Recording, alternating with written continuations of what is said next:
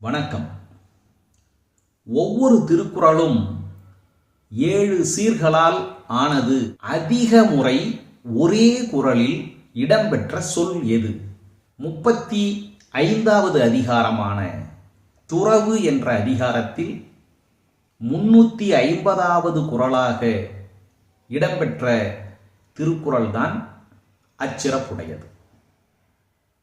பற்றுக பற்று அற்றான் பற்றினை அப்பற்றை பற்றுக பற்று விடற்கு. பற்று என்ற சொல் இந்த திருக்குறளில் 6 முறை இடம்பெறுகிறது.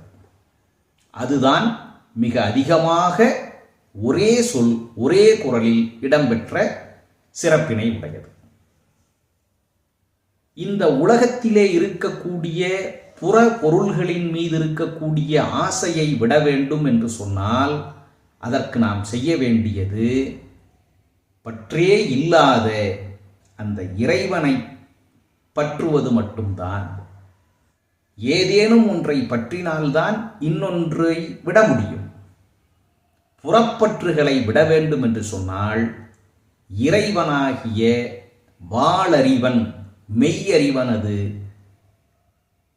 தாளடிகளை பற்றி கொள்ள வேண்டும். மக்கள் ஆசைப்படக்கூடாது என்று புத்தர் ஆசைப்பட்டார் என்று பாலகுமாரன் எழுதுவார். அதைப்போல இது முரண்பாடல்ல, ஒரு அழகியல். பற்றுகளை எல்லாம் விட்டொழிந்த இறைவனை பற்றினால்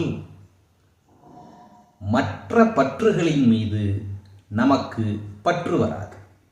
நன்றி, வணக்கம்.